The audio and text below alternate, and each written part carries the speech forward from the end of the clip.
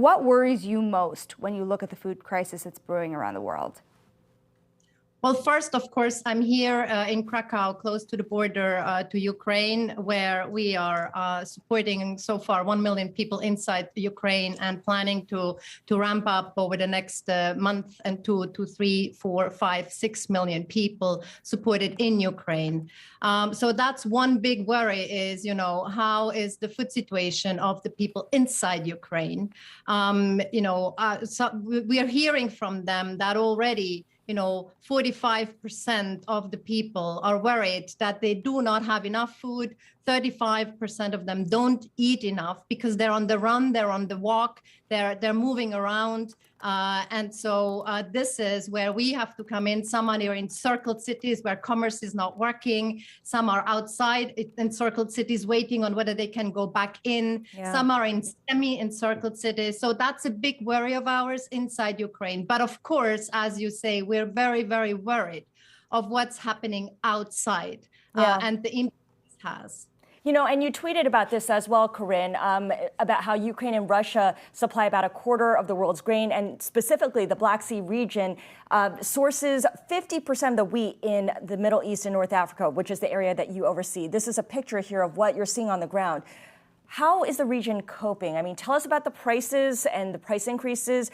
How are people changing their daily diets as a result? Is there no more supply at this point? Well, as you say, the Middle East imports 50% from the Black Sea region, and prices are going up. Today or tomorrow, Ramadan starts, and people actually can't really buy anymore what they used to buy for Ramadan. But let me picture you how actually the situation in the Middle East was already before Ukraine and in the world. Worldwide, WFP before COVID was concerned about 135 million people who do not have enough to eat and whom we need to support. Because of this toxic combination of conflict, climate change, and COVID, and the economic impact of that, this has jumped up to 280 million in the world that now do not have enough to eat. And many of them are in the Middle East, where conflict has been raging in many, many countries. And so Ukraine comes on top of this. And so, we already see in Lebanon, actually, there are shortages of bread on the shelves because Lebanon, for example, doesn't have strategic stocks of wheat anymore. Because you remember the blast 1.5 years ago, where all the silos have been destroyed. And so they now will have a longer lead time and higher prices for wheat to come in. Corinne, I'm wondering, in terms of support here, where is any support coming from and where else does it need to come from to help close these gaps that you're seeing? Well, the World Food Programme will be asked to step in and will have to step in to support a much higher number of hungry people in the Middle East. And so the problem is that for us, the prices are also increasing.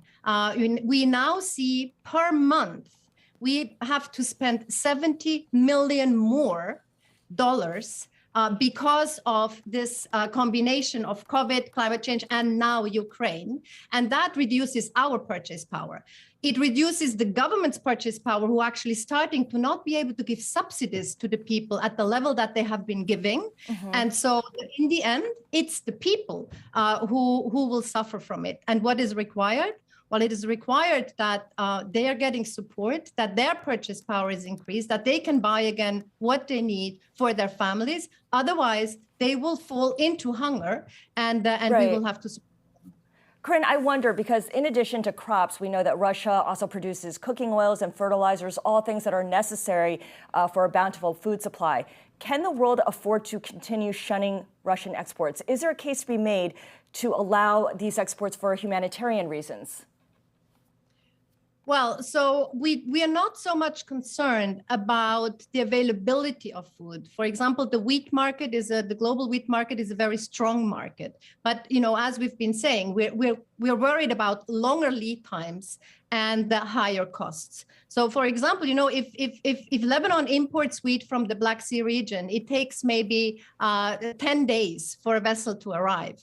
If it has to import it from the Americas, it takes a month or two. Mm-hmm. So these are longer lead times, which then lead to food shortages in a country. But globally, we are not so concerned about that. But we clearly, as WFP, will, as soon as possible, again, purchase food and export food from within Ukraine. We have been buying 50% of our wheat requirements for our operations globally inside Ukraine. Right. There is the wheat is available in the country for now, and so we will do that as the government will be open to wheat to be exported again. Corinne, you've worked in conflict zones like Syria and Sudan before.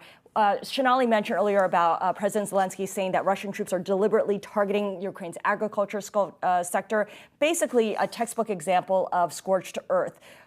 What does it take to rebuild those capabilities? Is there any way to do it when they're still fighting on the ground, as we expect in Ukraine for months and maybe years to come? Well, right now, of course, we're very concerned that the winter harvest is to be harvested in 2 months' time.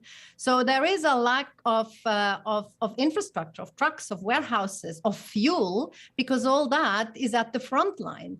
Actually, people are at the front line, right. Men are at the front line. So where is the labor to harvest, this high amount of wheat that is coming in? So that is the first thing. But as we go longer, and the summer wheat should be planted very, very soon. And if the men are at the front line and there is no labor to do this, then of course in the longer term there will be a shortage of production in the country.